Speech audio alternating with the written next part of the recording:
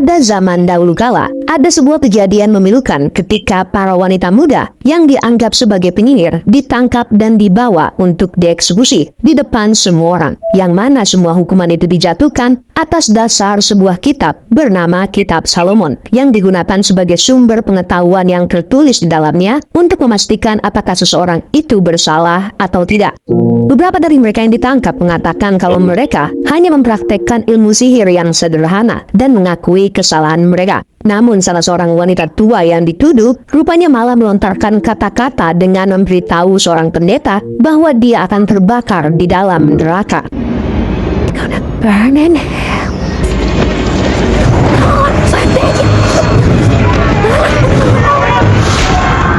Nah, setelah memastikan ketiga wanita itu mati, si pendeta meminta kepada para prajurit untuk menariknya kembali agar memastikan kalau para penyihir itu tidak bangkit lagi. Tapi sayangnya para prajurit itu menolak dengan mengatakan bahwa ketiga orang tersebut sudah pasti mati dan tidak akan bangkit kembali. Malam harinya, karena khawatir, sang pendeta kemudian menarik satu persatu ketiga wanita itu dan membacakan ayat-ayat yang ada di dalam Kitab Salomon.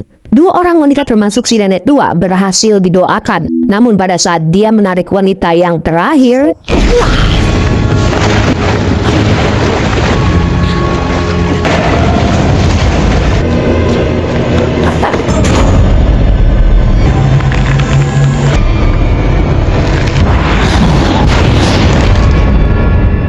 bertahun-tahun kemudian, tepatnya di era Perang Salib yang terjadi di Teluk Edremit, ribuan tentara terlihat bersiap untuk berperang. Di antara mereka, ada dua orang ksatria yang bernama Behmen dan juga rekannya yang bernama Velson yang sedang bertaruh perihal siapakah di antara mereka yang bisa membunuh lebih banyak musuh.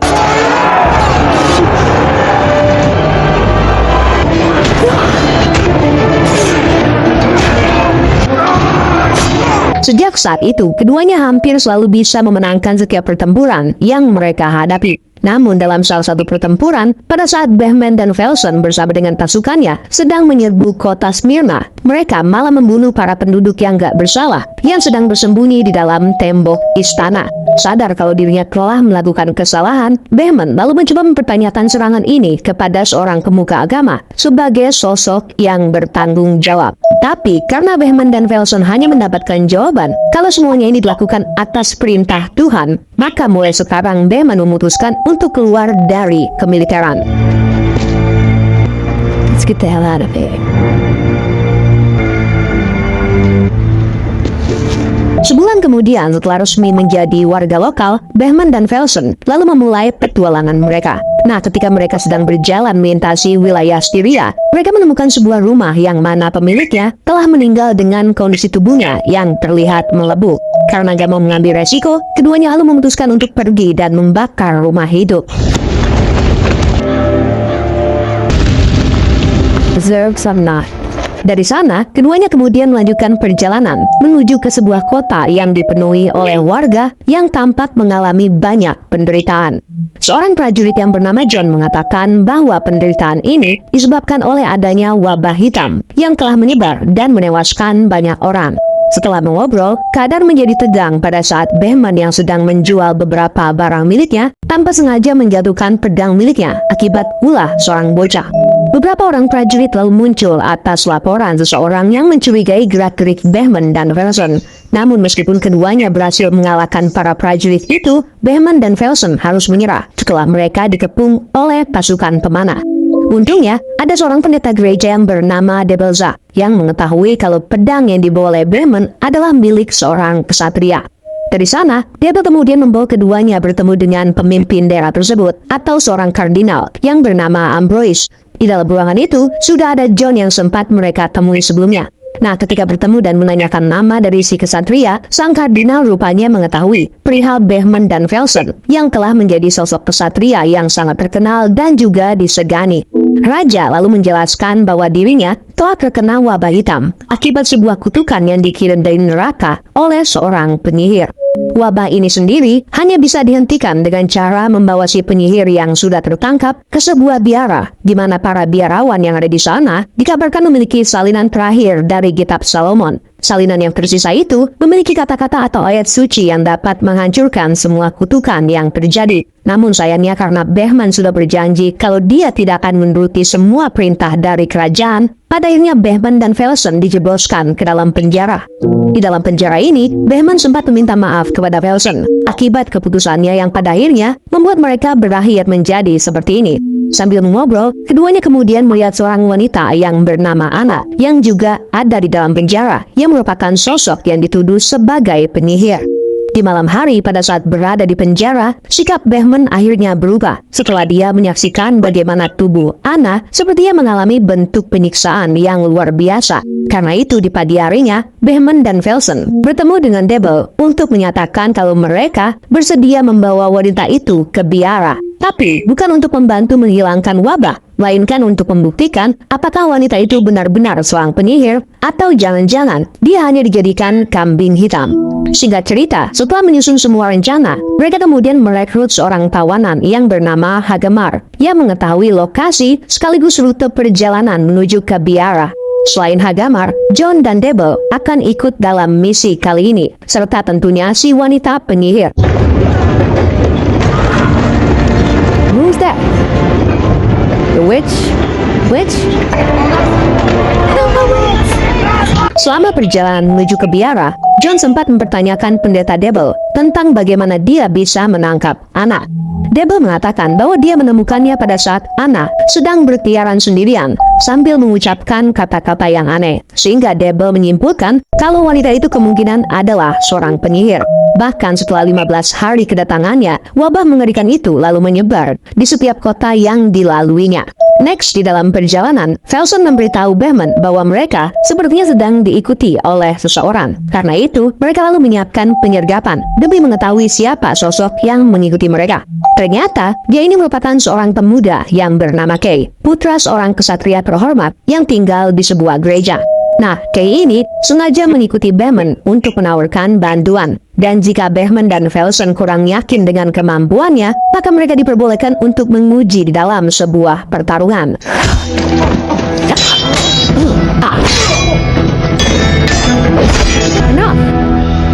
Ya, karena masih amatir, Kay ini hanya menjadi bulan-bulanan bagi Velsen.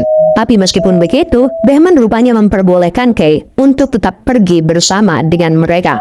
Malam harinya, Behmen dan juga rombongan beristirahat di sebuah hutan. Di saat mereka sedang bersantai, Behmen membawakan makanan serta selimut kepada Anna. Sekaligus dia bertanya, apakah pendeta Debel yang telah menyakitinya? Mendengar pertanyaan tersebut, Anna lalu menjawab, iya, pendeta Debel memang menyakitinya. Bahkan gak jarang gadis-gadis seperti dirinya selalu dituduh sebagai penyihir dan dibuang ke sungai untuk membuktikan apakah mereka seorang penyihir atau enggak. Nah, setelah berbicara dengan wanita itu dan kembali, Debel lalu mencoba memperingatkan Behmen bahwa para penyihir memiliki kemampuan untuk memperdaya korbannya, sehingga membuat penyihir itu akan terlihat seperti orang yang tersakiti.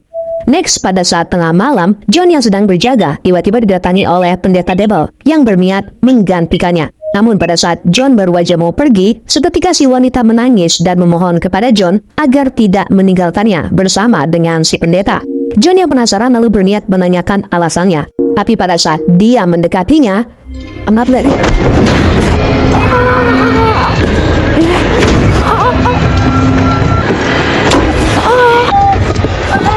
sadar kalau Anna telah melarikan diri, mereka kemudian melakukan pencarian dan tiba di sebuah desa. Ketika sampai, mereka sempat kesulitan menemukan keberadaan Anna. Apalagi mereka juga ternyata salah menangkap seorang wanita yang tiba-tiba berlari. Dari sana, mereka kemudian terus melakukan pencarian secara terpisah. John bersama dengan Kay menemukan sebuah kuburan massal, sementara Behmen dan yang lainnya berada di sebuah tempat seperti layaknya labirin kecil. Di momen ini, John yang sedang bersama dengan Kay tiba-tiba berhalusinasi setelah dia mendengar suara putrinya yang sudah meninggal. Akibat dari halusinasinya itu, ternyata malah membuat John kehilangan kesadaran, di mana dia lalu berlari ke arah Kay seperti sedang mengejar putrinya. Mila. Ketika yang lain tiba, Kay menjelaskan bahwa dia tidak sengaja melakukannya terhadap John. Kay mengatakan kalau John seperti melihat orang lain sambil memanggil Mila yang merupakan nama dari putrinya. Gak berapa lama kemudian, mereka berhasil menemukan Anna. Meskipun sempat melakukan perlawanan dan memohon supaya jangan membawanya ke biara, namun pada akhirnya Anna berhasil ditangkap.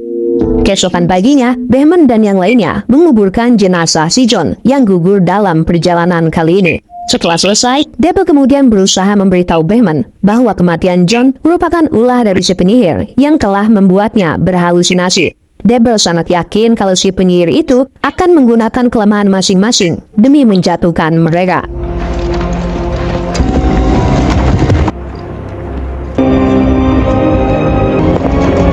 Dalam perjalanan selanjutnya, mereka kemudian tiba di sebuah jembatan penyeberangan yang terlihat sangat tidak meyakinkan. Namun karena ini adalah jalan satu-satunya, Behmen dengan terpaksa menyeberang duluan demi memastikannya. Setelah berhasil, Behmen lalu meminta yang lainnya untuk segera menyeberang. Tapi pada saat melakukannya, kereta yang digunakan untuk mengurung Anna tiba-tiba terperosok dan hampir terjatuh. Di kondisi ini, Kay yang bergelantungan tanpa diduga diselamatkan oleh Anna, yaitu dengan menggunakan kekuatan yang tidak normal untuk seorang wanita muda. Nah, untungnya setelah mengerahkan semua kemampuan, mereka pada akhirnya berhasil membawa kereta itu dengan selamat sebelum jembatan tersebut benar-benar hancur. Kemudian ketika sudah berada di seberang, mereka lalu melanjutkan perjalanan menuju ke dalam hutan yang tertutupi oleh kabut. Tapi karena mereka ini gak mungkin bergerak tanpa bisa melihat jalan yang dilalui, Behmen akhirnya memutuskan untuk beristirahat sampai kabutnya benar-benar menghilang. Singkat cerita, malam harinya di saat semua orang sedang tertidur, Behmen dan Velsen berhasil memergoki Hagamar yang diam-diam berniat membunuh Anna karena dianggap bakal membawa malapetaka bagi perjalanan mereka. Namun pada saat ketegangan terjadi, tiba-tiba terdengar suara lolongan keras yang kemudian disusul dengan kemunculan puluhan serigala yang datang dan menyerang mereka.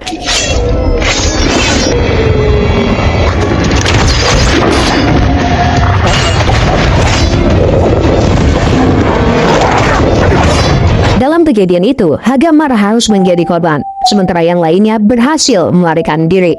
Esok paginya, Behmen yang merasa kesal dengan berbagai kejadian yang dialaminya selama perjalanan tanpa diduga memutuskan untuk berhenti mendadak, di mana dia rupanya berniat menghabisi Anna.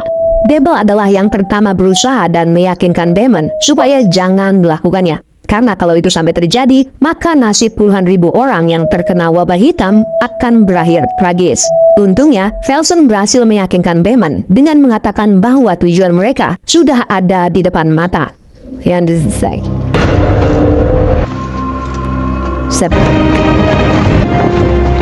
Beberapa waktu kemudian, Behmen dan yang lainnya akhirnya tiba di pintu masuk biara. Namun anehnya begitu mereka berada di dalam, tidak ada satupun orang yang datang menyambut mereka. Awalnya, mereka berpikir kalau mungkin aja para biarawan dan pendeta yang ada di sini sedang berkumpul di aula. Tapi pada kenyataannya, semua biarawan telah tewas akibat terkena wabah hitam.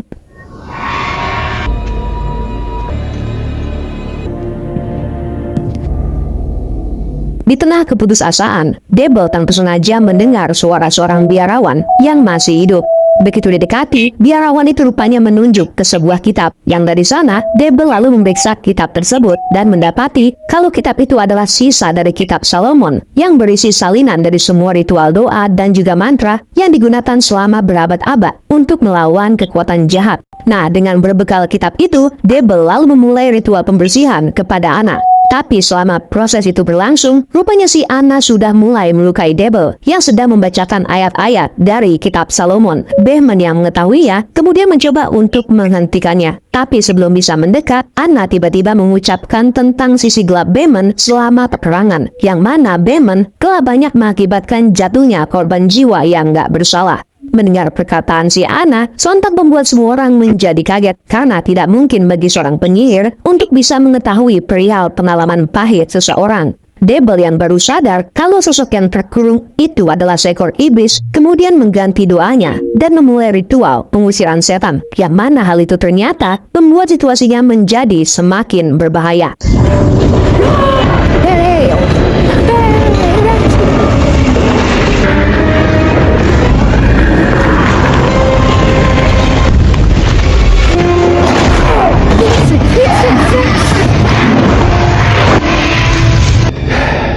Nah, setelah memastikan bahwa sosok iblis itu masih berada di tempat ini, mereka kemudian mencoba untuk berkumpul kembali dan menyiapkan sebuah rencana.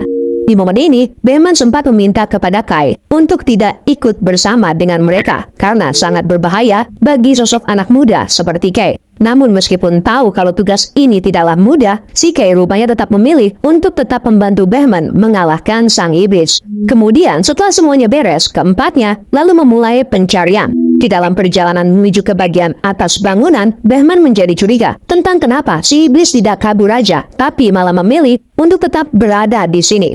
Behmen mencurigai kalau sebenarnya sejak awal, Anna memang bermaksud untuk datang ke sini, namun dengan tujuan yang belum mereka ketahui. Nah, begitu sampai di bagian atas bangunan, mereka menemukan banyak salinan dari Kitab Salomon yang coba diperbanyak oleh para biarawan dengan tujuan agar salinan dari kitab tersebut bisa disebarkan ke seluruh dunia demi melawan iblis. Nah, jadi si Anna itu rupanya sengaja membuat dirinya seolah-olah adalah seorang penyihir yang secara otomatis nantinya dia akan dibawa ke biara ini. Yang padahal di dalam dirinya ada seekor iblis yang ingin menghancurkan salinan terakhir dari Kitab Salomon yang ada di tempat ini demi membuat seluruh dunia tetap berada di dalam kegelapan.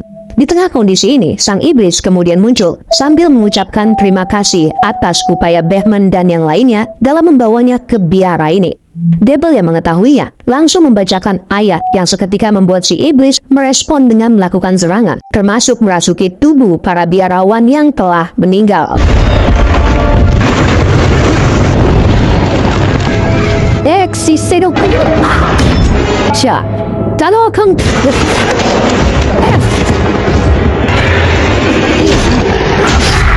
Dalam pertarungan itu, Behmen dan kawan-kawan berhasil mengalahkan para zombie dengan cara memenggal kepala mereka. Namun sayangnya, Velsen harus tumbang, sementara Debel yang sedang merapalkan ayat-ayat juga harus tewas setelah dia dipelintir oleh si iblis.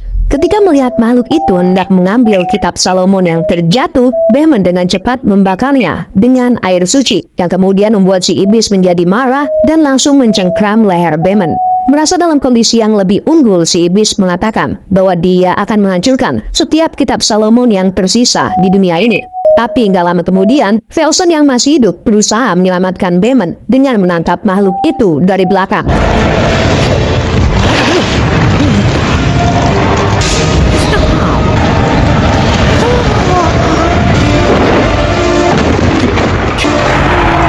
Kesempatan ini kemudian dimanfaatkan oleh Kay dengan melanjutkan membaca ayat dari Kitab Salomon. Behmen yang mengetahuinya kemudian berusaha menjaga Kay dari serangan sang iblis. Dia dengan cepat mendorong makhluk itu dan menancapkan pisau di beberapa bagian tubuhnya.